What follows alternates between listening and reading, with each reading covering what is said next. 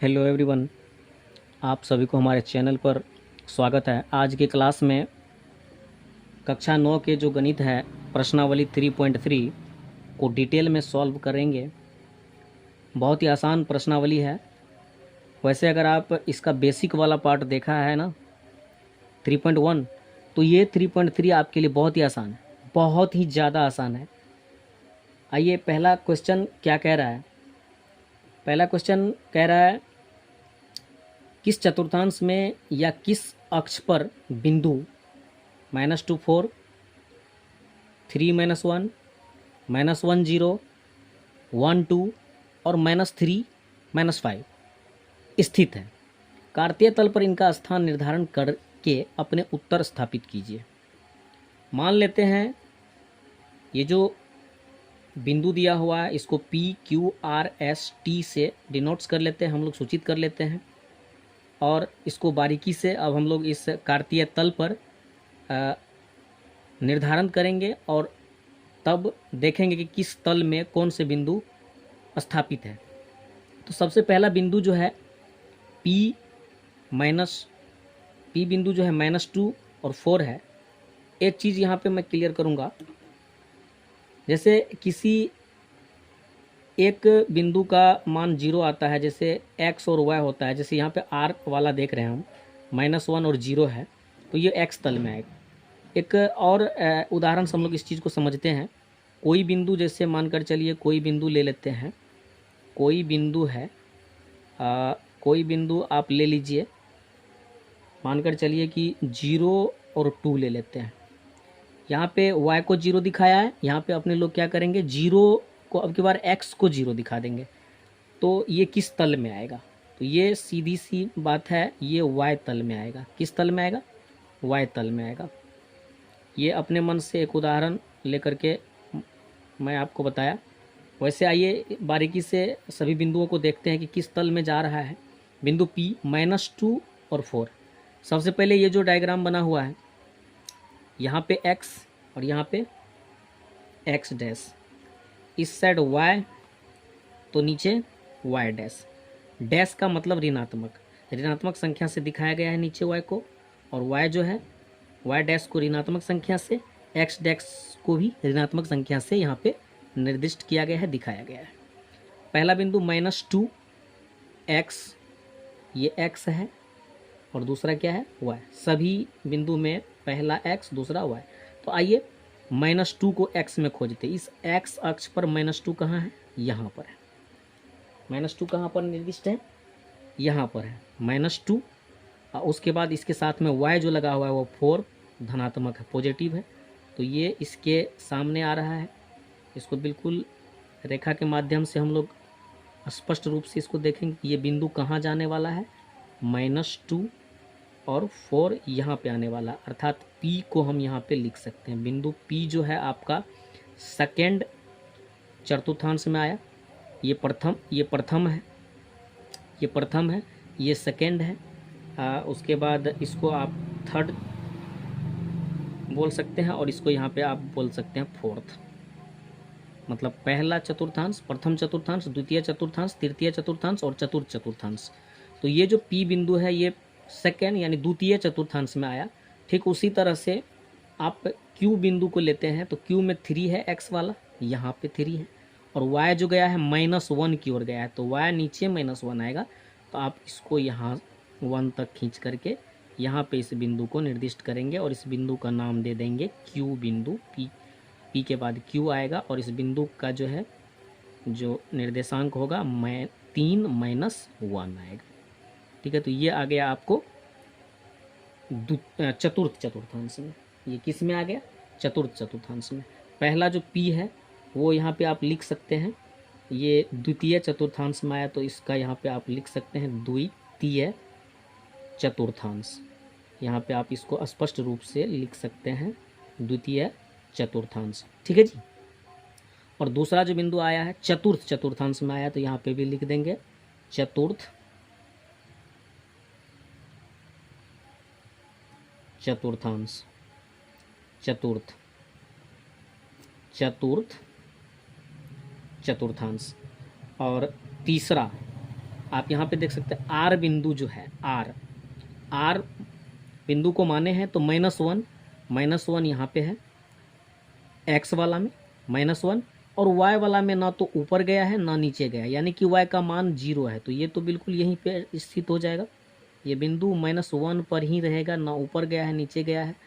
तो आप इसको कह सकते हैं -1 और 0। तो ये जो बिंदु आर है ना, ये जो बिंदु आर है, ये किस तल में आएगा? तो एक्स तल में आएगा।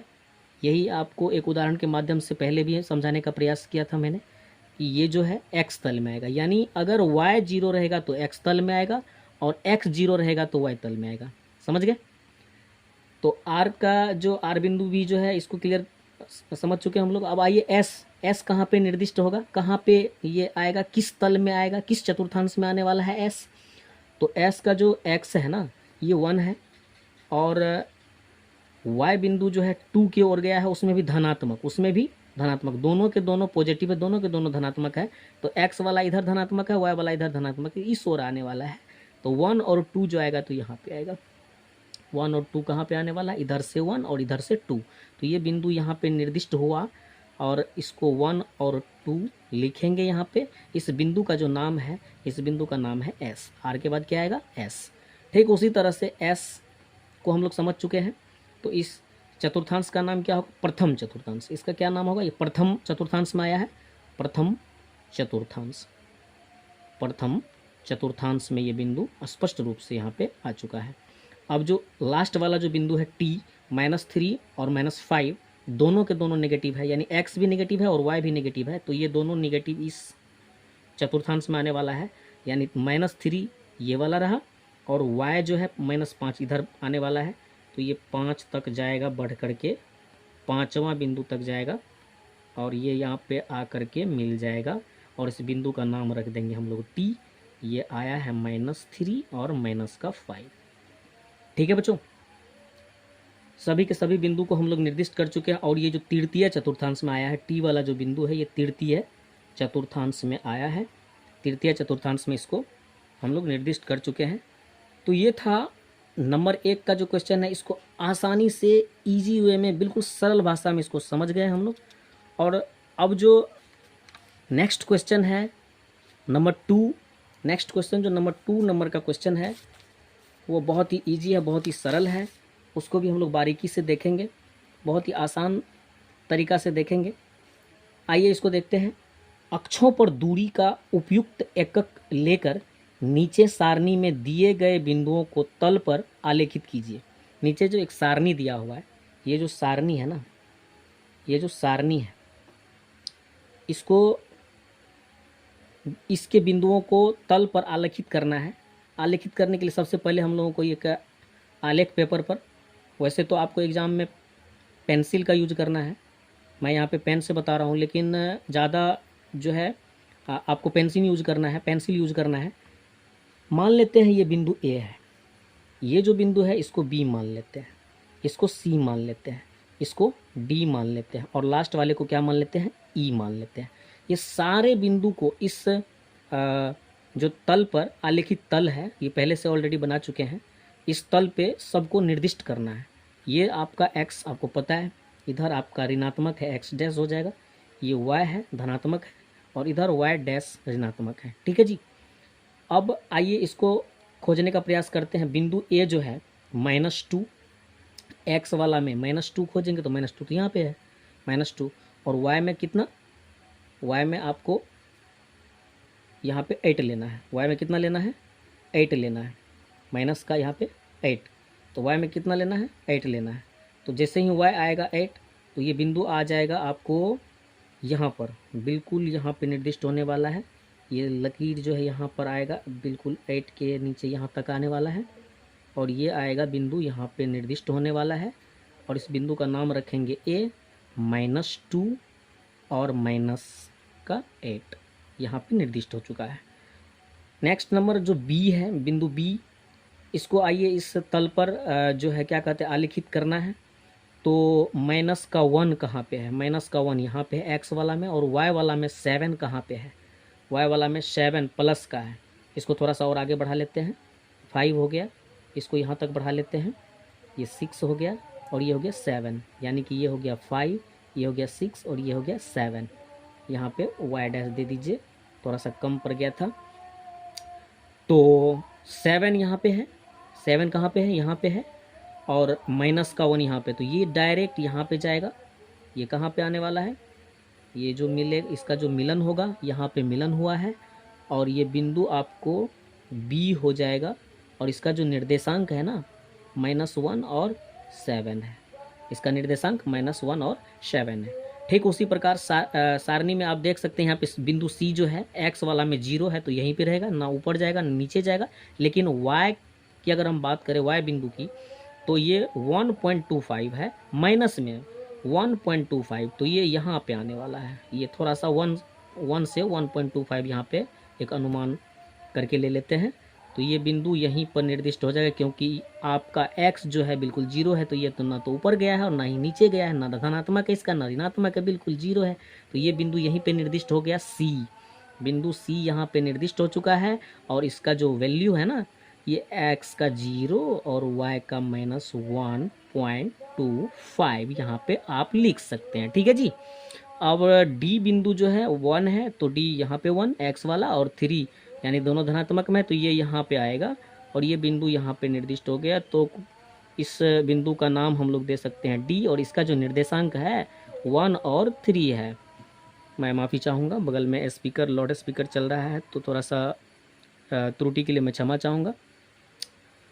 उसके बाद D बिंदु यहाँ पे निर्दिष्ट हो चुका है। आइए अब लास्ट वाला जो बिंदु है E, इसको भी देख लेते हैं। x वाला में 3 धनात्मक है, तो यहाँ पे, और y नीचे आएगा, तो ये बिंदु आकर के मिलने वाला है यहाँ पे, और इस बिंदु का नाम हम लोग देंगे E, और इसका जो निर्देशांक है ना 3 और -1 है। सभी बिंदु को हम लोग बारीकी से देखें, इसको भी देखें, A को भी देखें, B को भी देखें, C को भी देखें, D को भी देखें, और लास्ट में E को भी देखें, जिसको आसानी से हम लोग निर्दिष्ट कर चुके हैं और आलेखित करके हम लोग देख चुके हैं। बहुत ही सरल था, बहुत ही इजी था। जो बच्चे 3.1 को बेसिक कॉन्सेप्ट उसमें पूरे के पूरे डिटेल्स में बताया गया है, उसको आप लोग अगर नहीं देखे हैं तो उसको एक बार लिंक के माध्यम से डिस्क्रिप्शन में हम आपको लिंक शेयर कर देंगे, उसके माध्यम से आप लोग उस वीडियो को भी देखेंगे, और तब जा कर के आपको पूरे के पूरे इस चैप्टर को समझने में आसानी होगी। और वीडियो अच्छी लगी हो तो लाइक, शेयर एंड सब्सक्राइब ज़रूर करें। Thank you so much.